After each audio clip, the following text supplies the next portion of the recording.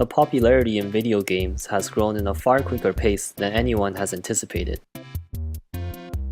In 2014, esports has driven $194 million in revenue and is projected to grow to $1,128 million by 2019. In 2015, the esports viewership rivals many of today's most popular sporting events, such as the NBA, World Series, and the Stanley Cup Finals.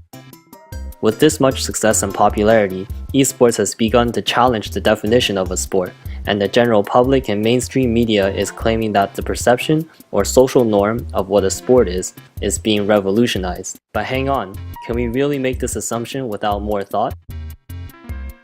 Before we go on any further, what is the definition of a sport? According to the Oxford Dictionary, a sport is an activity involving physical exertion and skill in which an individual or team competes against another or others for entertainment. So why do people feel that competitive gaming can be called a sport? USA Today mentions, esports teams have fan bases and rivalries just like any real sport teams, and that hundreds of thousands of people watch Riot's League Championship series every week.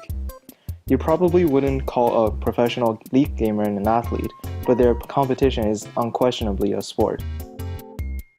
This other guy says that not only do these games require the same rigor and commitment as traditional sports, but esports as a whole has started to look and feel like traditional sports leagues. It's time for esports to get the recognition they deserve.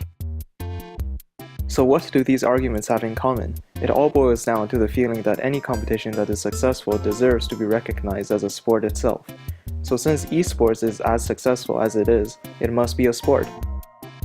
These arguments all treat a sport as a privilege, rather than a classification.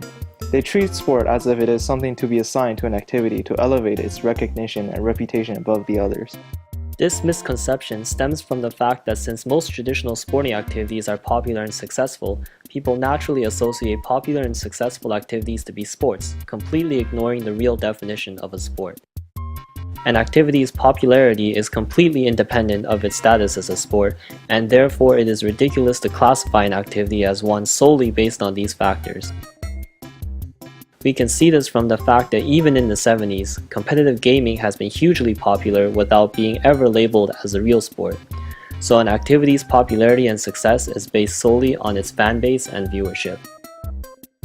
What does all this mean? It means that the current huge growth of esports is not an indication that the perception of sports itself is being changed or revolutionized, but rather that the people are beginning to be more appreciative of various other types of competition to the same degree as the traditional sports. Nowadays, due to the awareness that the general public brings, people can more easily pursue a career in professional gaming. For example, in 2013, the first of many athlete visas was handed out to a professional League of Legends player. Many companies that are not affiliated with gaming have decided to sponsor pro gamers. In education, many universities participate in esports collegiate leagues and offer esports-related scholarships. Again, the real takeaway from these steps forward is that they were all accomplished without the need to approve esports as a sport. This applies not only to esports, we can see this positive change in other forms of competition too. Poker boom is the recent phenomenon referring to the huge popularity increase of poker. During the boom years, the online poker player pool was at least doubling in size every year. The viewership of World Series of Poker today rivals that of many athletic sports.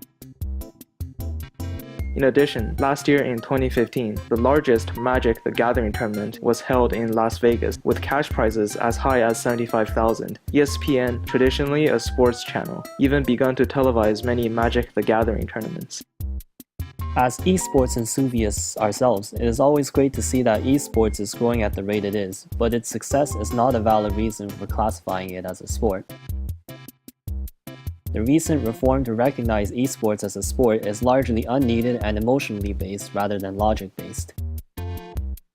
We shouldn't be concerned too much with whether esports is a sport or not, but instead with continuing to move away from a norm that acknowledges solely traditional sports into a norm that appreciates not only athletic sports, but also all kinds of other competitive activities. Regardless of whether esports is recognized as a sport or not, we ask you this: does it matter? Created using Powtoon.